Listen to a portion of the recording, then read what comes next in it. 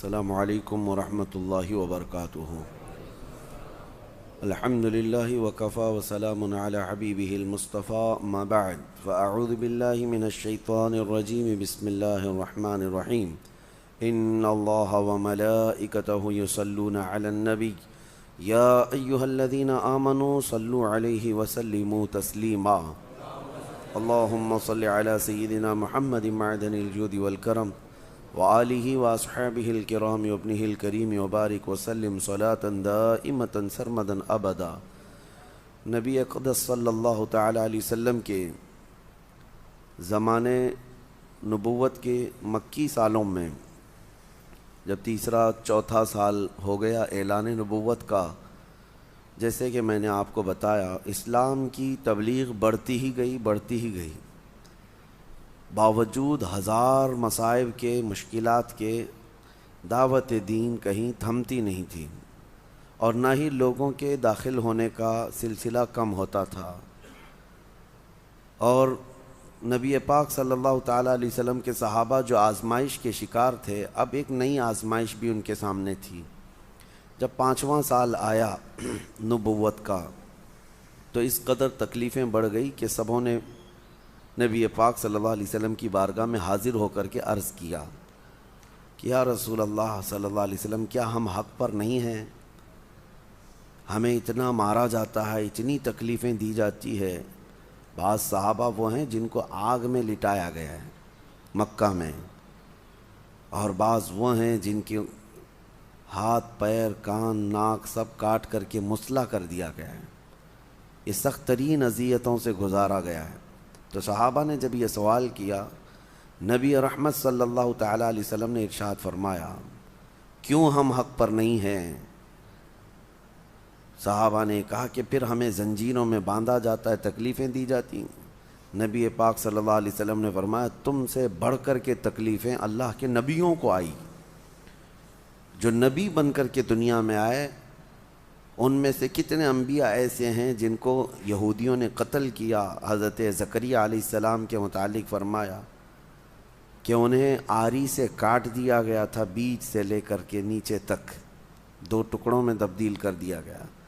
حضرت یحییٰ علیہ السلام کو ذبح کر کے ان کا سر الگ کر دیا گیا تھا۔ تقریباً 10,000 نبیوں کو ان یہودیوں نے قتل کیا۔ تو نبی پاک صلی اللہ تعالیٰ علیہ وسلم نے جب یہ بیان فرمایا تو صحابہ مطمئن ہوئے، اور پھر یہ ارشاد فرمایا، جس کا جتنے اعلیٰ قسم کا ایمان ہوگا وہ اتنی آزمائشوں سے گزارا جائے گا۔ اور میں یہ بات بتا دوں آپ کو، نبیوں کے ایمان کے برابر کسی کا نہیں، اور پھر اس کے بعد رسول اللہ کے صحابہ کے ایمان کے برابر اب قیامت تک کسی کا ایمان نہیں ہوگا۔ ظاہر سی بات ہے، آج جو ہم آزمائے جا رہے ہیں ان کی تکالیف کے سامنے یہ کچھ بھی نہیں ہے۔ لیکن یہ سلسلہ اس وقت سے چلتا آیا، تو پھر صحابہ نے عرض یہ کیا کہ یا رسول اللہ صلی اللہ علیہ وسلم، ہمارے لیے کوئی راستہ عطا فرمائیں۔ تب حضور اکرم صلی اللہ علیہ وسلم نے سب سے فرمایا کہ تم ہجرت کر جاؤ۔ ہجرت 2 ہوئی ہیں، ایک پہلی ہجرت ہے، یہ یعنی نبوت کے 5ویں سال ہی حضور پاک صلی اللہ علیہ وسلم نے جو ہجرت فرمائی وہ نبوت کا 13واں سال تھا۔ یہ نبوت کے 5ویں سال ہی ہجرت ہوئی، لیکن یہ ہجرت مدینے کی نہیں تھی، یہ ہجرت حبشہ کی تھی، جس کو آج ایتھوپیا کہا جاتا ہے۔ افریقہ کا ایک ملک ہے، وہاں ایک رحم دل بادشاہ تھا جس کو نجاشی کہا جاتا تھا۔ وہ عیسائی تھا لیکن نرم دل تھا، عبادت گزار بھی تھا، اللہ اور آخرت پر یقین رکھنے والا، لیکن مذہباً عیسائی تھا۔ تو صحابہ اکرام کو حضور صلی اللہ تعالیٰ علیہ وسلم نے ارشاد فرمایا کہ تم سب یہاں سے ہجرت کر کے حبشہ چلے جاؤ، حبشہ کا جو والی ہے، جو بادشاہ ہے، وہ نرم دل ہے، وہ تمہیں پناہ دے گا۔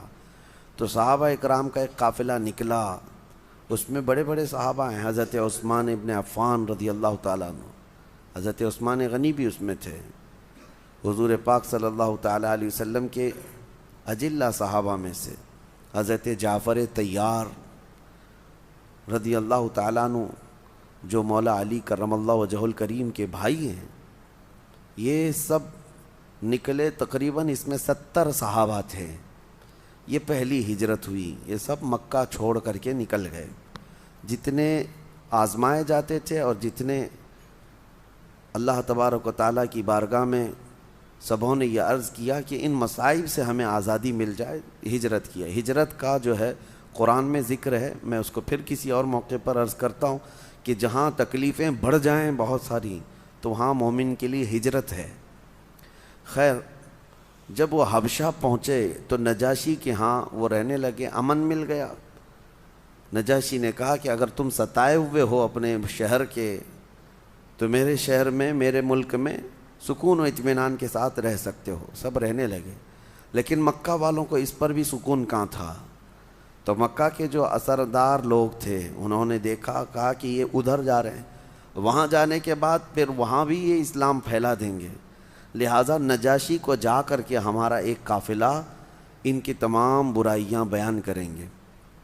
اور نجاشی چونکہ مکہ والوں سے پہلے سے اچھے تعلقات میں تھا, تجارتی تعلقات بھی ادھر سے اچھے تھے, تو مکہ والوں نے ایک قافلہ پھر سے بھیجا جس کی سرداری ابو سفیان کر رہے تھے. ابو سفیان ایک قافلہ لے کر کے وہ بھی وہاں حبشہ پہنچ گئے, اور چونکہ پیسے والے تھے, اثر والے تھے, نجاشی کے پاس جا کر کے ایک ریکویسٹ ڈالی کہ ہم ملاقات کرنے کے لیے آئیں. نجاشی نے حاضر ہونے کے لیے کہا.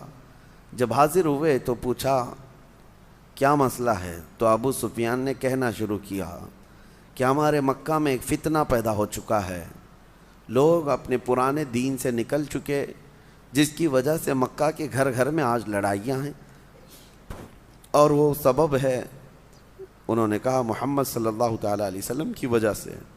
اور ہمارے شہر سے کچھ لوگ بھاگ کر کے آپ کے وطن میں آئے ہیں پناہ لینے کے لیے, اور آپ نے ان کو پناہ دے دیا ہے. وہ ہمارے دین سے نکلے ہوئے ہیں, جیسے آج کہتے ہیں نا دیش دروہی, دھرم ویرودھی, یہ تمام الفاظ اس وقت بھی تھے. یہ ہمارے ویرودھی لوگ ہیں, وطن چھوڑے ہوئے لوگ ہیں, لہذا ان کو آپ اپنے وطن میں رہنے کی کوئی اجازت نہ دیجیے. نجاشی انصاف پسند تھا, ابو سفیان سے بہت اچھے گہرے تعلقات تھے. کہا اچھی بات ہے, لیکن وہ لوگ آئے ہیں تو میں ان سے مل لیتا ہوں. تو پھر جو مسلمان صحابہ وہاں پر تھے, نجاشی نے ان کو اپنے دربار میں طلب کیا کہ جو نئے یہاں پر رہنے کے لیے آئے ہیں وہ ہمارے پاس آئیں. صحابہ آگے آئے ہیں. پھر ان میں سے ایک صحابی کو اپنا وکیل بنا کر کے سبوں نے آگے بڑھا دیا. وہ حضرت جعفر طیار تھے, مولا علی کرم اللہ وجہہ الکریم کے سگے بھائی ہیں. وہ دربار میں بات کرنے کے لیے آئے ہیں. نجاشی نے پوچھا کہ تمہارا دین کیا ہے, تمہارا دین کیا ہے, اور یہ مکہ کے حالات کیا ہیں. ابو سفیان وہیں دربار میں ہے, اور نجاشی کا بہت قریبی اثر انداز بھی ہے, نجاشی کے اوپر اثر ڈالنے والی شخصیت بھی ہے, لیکن اس کے باوجود حضرت جعفر طیار نے کچھ نہیں دیکھا. جب نجاشی نے پوچھا کہ تمہارا دین کیا ہے اور یہ محمد کون ہے اور کیا معاملہ ہے مکہ میں, تو ایک جملے میں انہوں نے پورا سٹیٹمنٹ دے دیا. حضرت جعفر طیار نے کہا ہمارے پاس وہ رسول آیا ہے جو ہمیں مخلوق کی عبادت سے نکال کر خالق کی عبادت پہ لگاتا ہے. بس اب تک ہم پیدا کی ہوئی چیزوں کی عبادت کر رہے تھے, کوئی پتھر کی, کوئی درخت کی, کوئی ہوا کی, یہ سب مخلوق ہیں. حضرت جعفر طیار نے کہا یہ مخلوق کی عبادت سے وہ ہم کو نکال کر خالق کی عبادت پہ لگا دیا. یہی وہ دین ہے اور یہی وہ رسول ہے. اب نجاشی چونکہ اہل کتاب میں سے ہے, وہ خود عیسائی تھا, اور وہ بھی بت پرست نہیں ہے جیسے کہ دوسرے اس وقت تھے مکہ والے. تو نجاشی نے کہا تو پھر میرے کچھ سوالات ہیں, اس کے جوابات دو. نجاشی نے تقریباً 17 سوالات کیے تھے. چونکہ وہ پڑھا ہوا تھا مقدس کتابوں میں, اس نے پوچھنا شروع کیا محمد صلی اللہ علیہ وسلم کے بارے میں. پہلے یہ بتاؤ کیا وہ کسی بادشاہ کے بیٹے ہیں یا بادشاہت یعنی ان کے باپ داداؤں میں ہے. تو حضرت جعفر طیار نے کہا نہ ان کے باپ بادشاہ تھے نہ ان کے دادا بادشاہ تھے, وہ بادشاہ کی اولاد میں سے نہیں. پھر نجاشی نے پوچھا ان کے ماننے والے جو ایمان لاتے ہیں وہ بڑے بڑے پیسے والے لوگ ہیں یا غریب لوگ ہیں؟ تو حضرت جعفر طیار نے کہا نہیں، جتنے ایمان لاتے ہیں اکثر اس میں غریب لوگ ہیں، غریب لوگ آتے ہیں۔ پھر نجاشی نے اخلاق کے بارے میں پوچھا کہ ان کے اخلاق کیا ہیں، تو حضرت جعفر طیار نے کہا یہ بات ابو سفیان سے پوچھ لو، جو مقدمہ لے کر کے آئے ہیں ہمارے خلاف، اخلاق کے بارے میں وہ بھی بیان کریں گے۔ ابو سفیان دربار میں ہے، نجاشی نے پوچھا یہ جو کہہ رہے ہیں صحیح ہے یا نہیں؟ ابو سفیان یہ خود روایت کرتے ہیں، یہ بعد میں ایمان لائے، وہ کہتے ہیں میرے دل میں خیال تھا میں چاہوں تو مسالہ لگا کر جھوٹ بول دوں نجاشی کے دربار میں، لیکن اتنے صحابہ وہاں پر تھے، یہ مکہ سے آئے ہوئے، میں سب کے سامنے جھوٹا قرار پاتا، اس لیے بول نہیں سکا، محمد کے بارے میں کچھ بھی نہیں بول سکا۔ کہا نہیں وہ جو کہہ رہے ہیں وہ یہ بات تو صحیح ہے، یہ بات تو صحیح۔ اخلاق کے بارے میں کہا ان کے اخلاق کے برابر پورے مکہ کے عرب میں کوئی نوجوان نہیں ہے، یہ ابو سفیان کے الفاظ ہیں، ایمان ابھی لائے ہوئے نہیں ہیں۔ تو پھر نجاشی نے 17 جو سوالات کیے وہ بہت اہم سوالات تھے، سب سوالات کے جوابات جب حضرت جعفر طیار نے مکمل دیے تو اب نجاشی کہتا ہے، ابو سفیان بھی دربار میں ہے سارے، وہ کہتا ہے اللہ کی قسم، اللہ کی قسم، اگر وہ محمد جن کے بارے میں تم کہہ رہے ہو وہ رسول یہاں ہوتے تو میں ان کے پیروں کو دھو کر کے پانی پی لیتا۔ یہ نجاشی نے کہا کیونکہ وہ آخری رسول ہے، وہ آخری رسول ہیں، اور جتنے سوالات میں نے کیے یہ سب میرے مقدس کتابوں میں علامات بتائی گئی ہیں کہ وہ آخری رسول، وہ بادشاہوں کی اولاد میں سے نہیں ہوں گے، نہ ہی وہ بادشاہت کی طلب کریں گے، ان کے ماننے والے غریب صحابہ ہوں گے شروعات میں، کہ وہ اسلام غریبوں سے ہی شروع ہوگا اور غریبوں میں ختم ہو جائے گا۔ یہ تمام علامات پہلے سے تھیں۔ اس نے یہ بھی پوچھا تھا کیا وہ صدقہ لیتے ہیں؟ کہا نہیں صدقہ نہیں لیتے۔ ہدیہ لیتے ہیں؟ ہاں ہدیہ لیتے ہیں۔ سب علامتیں جب فٹ ہو گئیں تو نجاشی نے صرف اتنا ہی نہیں کہا کہ وہ ان کے قدموں کو دھو کر پی لوں، بلکہ پھر اعلاناً یہ کہا کہ اے لوگو تم گواہ ہو جاؤ میں اس رسول پر ایمان لاتا ہوں۔ نجاشی جو وقت کا بادشاہ تھا، والی حبشہ تھا، غائبانہ طور پر وہ ایمان بھی لے آئے، اور اس کے بعد ابو سفیان بغیر کسی حصول کے واپس مکہ شرمندگی کے ساتھ آئے۔ مکہ والوں سے آ کر کہا، مکہ والوں نے پوچھا کیا ہوا؟ کہا محمد کا جادو تو وہاں بھی چل گیا۔ نعوذ باللہ من ذالک، یہ آج بھی اسی بات پر اڑے ہوئے رہتے ہیں کہ جہاں کہیں حقانیت ظاہر ہو جائے ان کو لگتا ہے یہاں پہ بھی جادو چل رہا ہے، وہاں پہ بھی جادو چل رہا ہے۔ بہرحال پھر نجاشی وہ ایسے مومن کہ ان کا انتقال ہوا، لیکن حضور صلی اللہ علیہ وسلم سے ان کی ملاقات کبھی نہیں ہوئی۔ صحابہ کے دور میں تھے، حضور کے دور میں رہے، لیکن نبی پاک صلی اللہ تعالیٰ علیہ وسلم سے ملاقات نہیں ہوئی، لہٰذا ان کو صحابہ میں نہیں شامل کیا گیا۔ صحابی نہیں ہے لیکن مقام بہت بلند ہے، جیسے حضرت اویس قرنی، حضرت اویس قرنی کا مقام ہے کہ حضور کے دور میں رہے لیکن رسول پاک سے ملاقات نہیں ہوئی۔ اسی طرح حضرت نجاشی انتقال ہوا، اس سے بڑی فضیلت کیا ہے کہ نبی پاک صلی اللہ تعالیٰ علیہ وسلم نے نماز جنازہ غائبانہ طور پر وہیں سے ادا فرمائی۔ جب نجاشی کا انتقال ہوا، نبی پاک صلی اللہ تعالیٰ علیہ وسلم نے اپنے ہی وطن میں غائبانہ ان کی نماز جنازہ بھی ادا کی۔ اس کے بعد یہ جو حبشہ کی ہجرت ہوئی تھی، یہ صحابہ مسلسل وہیں رہے۔ اس وقت تک جب نبی پاک صلی اللہ تعالیٰ علیہ وسلم مدینہ ہجرت کر کے گئے تو پھر وہ صحابہ ہجرت کر کے واپس مدینہ تشریف لائے۔ جو حبشہ گئی ہوئی جماعت تھی وہ پھر سے دوسری ہجرت کر کے، تو ان کو جو ہے 2 ہجرتوں والے صحابہ کہا جاتا ہے۔ تو یہ مکہ مکرمہ کی اذیتیں اور تکلیفیں جو ہوئیں، 5واں سال تھا۔ اب جب 7واں سال ہوا نبوت کا، اس وقت جو ہے میں ابھی وہ تبلیغ اسلام کے طرق کے اوپر نہیں آیا کہ ہر سال کس طرح صحابہ ایمان لاتے رہے، یعنی لوگ اسلام میں داخل ہوتے۔ مدینہ طیبہ سے لوگ آتے تھے، پہلے 12 لوگ آئے، حضور پاک صلی اللہ تعالیٰ علیہ وسلم پر وہ ایمان لائے، پھر 70 کی جماعت آئی، پھر وہ سب کے سب ایمان لائے۔ واپس مدینے گئے، وہاں مدینے میں گھر گھر میں لوگوں کو دعوت دی۔ مدینے میں آلریڈی اسلام پھیل چکا تھا، لیکن نبی پاک صلی اللہ علیہ وسلم ابھی مدینے گئے نہیں تھے، مکہ ہی میں تھے۔ اسی دوران پھر مکہ والوں نے، دیکھیں ظلم کی ایک حد ہوتی ہے، ایک لمٹ ہوتی ہے، انہوں نے ہر لمٹ کراس کر دی تھی۔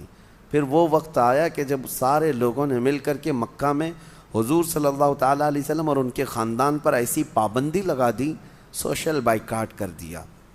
اعلان ہو گیا تھا مکہ میں کہ محمد صلی اللہ علیہ وسلم اور ان کے گھر والوں کے ساتھ، جس میں ابو طالب تھے، جناب ابو طالب اور ان کے سارے خاندان والوں کے ساتھ کوئی میل جول نہیں رکھے گا، کوئی کھانا پانی ادھر سے ادھر نہیں کرے گا، ان سے کوئی لین دین نہیں ہوگا، نہ تجارت ہوگی، کچھ نہیں۔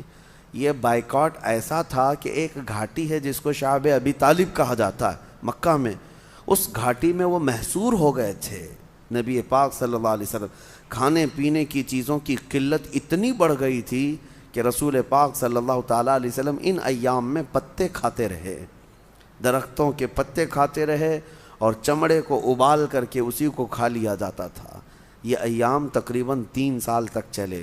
خود وہ مکہ والوں کو رحم آ گیا تھا، انہوں نے بیٹھ کر کے سارے لوگوں نے یہ میٹنگ کی کہ ہم لوگوں نے بہت زیادہ ان کے اوپر سختیاں کی ہیں کہ ہماری خاندان کے لوگ ہیں، قریش کے لوگ ہیں، اور وہ بھی والی کعبہ کے خاندان سے ہیں، متولی کعبہ کے خاندان سے ہیں۔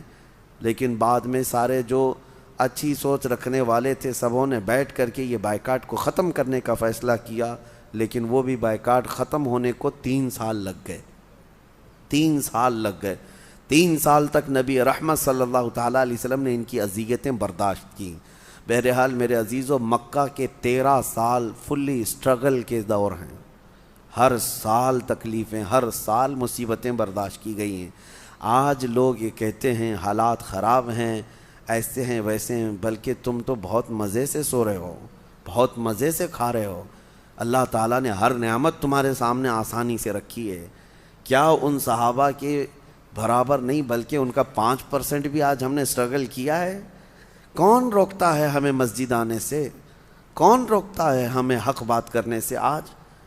لیکن لوگ ایک گانا گاتے رہتے ہیں، عادت سی ہو گئی ہے کہ ظالموں کی حکومت ہے، آزادی نہیں ہے، فلاں ہے، یہ سب ہیلے بہانے ہیں۔ بہرحال اکا دکا جو وارداتیں ہوتی ہیں، تکالیف ہوتی ہیں، یہ ہم سب کے لیے عبرت ہے، ہم سب کے لیے عبرت ہے۔ ابھی جس طرح سے یہ بھگوا داری لوگ یا آتنکی لوگ جو ہمارے ملک میں یا دیگر پوری دنیا بھر میں دہشت پھیلا ہوئے ہیں، داڑھی والوں سے تکلیف ہے، ٹوپی والوں سے تکلیف ہے، اکیلا پاؤ تو انہیں مار دے۔ ابھی جیسے کہ جو حالات ہمیں پہنچ رہے ہیں کہ کسی مسجد کے امام کو انہوں نے مارا، داڑھی کاٹ دیا، یہ ساری چیزیں نئی نہیں ہے ہمارے لیے، یہ کوئی نیو بات نہیں ہے۔ 1400 سال سے اسلام یہ دیکھتا چلا آیا ہے۔ لیکن مومنو، ان تمام چیزوں سے گھبرانا نہیں ہے، بلکہ اپنے نبی پاک صلی اللہ تعالیٰ علیہ وسلم کی سیرت پڑھ لو، سینہ چوڑا ہو جائے گا۔ اور ہمیشہ میں یہ کہتا ہوں میرے عزیزو، اس کو لوگ آپشنلی سمجھتے ہیں، حضور کی سیرت، یہ کوئی میں کہانی نہیں سنا رہا، یہ کہانی نہیں سنا رہا، یہ قرآن کا حکم ہے۔ قرآن کا حکم ہے کہ تمہیں رسول پاک کی سیرت دیکھنا ضروری ہے، کیونکہ تمہارے لیے وہی آئیڈیل ہیں۔ اور مسلمان اگر نبی پاک کی سیرت کو نہیں جانتا اور نہیں سیکھتا تو پھر کس کی سیرت سیکھنے جائے گا؟ کس کے اخلاق سیکھے گا؟ تو سیرت مصطفیٰ صلی اللہ تعالیٰ علیہ وسلم کو جاننا ہر مسلمان کے لیے ضروری ہے، ہر مسلمان کے لیے۔ بغیر اس کے اس کا اسلام پہ عمل ہو ہی نہیں پائے گا۔ مجھے بتاؤ، تم نماز پڑھتے ہو، آج اللہ کا حکم ہے، لیکن کھڑے ہوتے ہو، ہاتھ اٹھاتے ہو، باندھتے ہو، رکوع میں جاتے ہو، سجدے میں جاتے ہو، یہ طریقہ قرآن میں کہاں ہے؟ کہاں ہے قرآن میں؟ اللہ نے فرمایا اقیموا الصلاۃ، تم نماز قائم کرو، لیکن تمہیں نماز قائم کرنا کیسے ہے یہ سیرت مصطفیٰ سے پتہ چلے گا۔ یہ میرے آقا کی سیرت پڑھنی پڑے گی کہ میرے آقا ایسے کھڑے ہوتے، ایسے جھکتے، ایسے سجدے میں جاتے۔ تو نبی پاک صلی اللہ علیہ وسلم کی سیرت کو ہٹاؤ تو دین کھوکھلا ہے، دین میں پھر کچھ نہیں رہے گا۔ تمہیں ہر چیز کا اگر تفصیلی جواب چاہیے تو نبی پاک صلی اللہ علیہ وسلم کی سیرت ضروری ہے۔ لوگوں کو ایسا لگتا ہے کہ یہ کوئی آپشنلی چیز ہے، نہیں، یہ ہمارے لیے فرض عین ہے، ہر مسلمان کے لیے سیرت مصطفیٰ سیکھنا۔ اللہ کریم ہمیں نبی پاک صلی اللہ علیہ وسلم کی سیرت پر چلائے اور آخری سانس تک میرے آقا صلی اللہ علیہ وسلم کے سچے غلاموں میں ہمارا شمار فرمائے۔ وآخر دعوانا ان الحمد للہ رب العالمین۔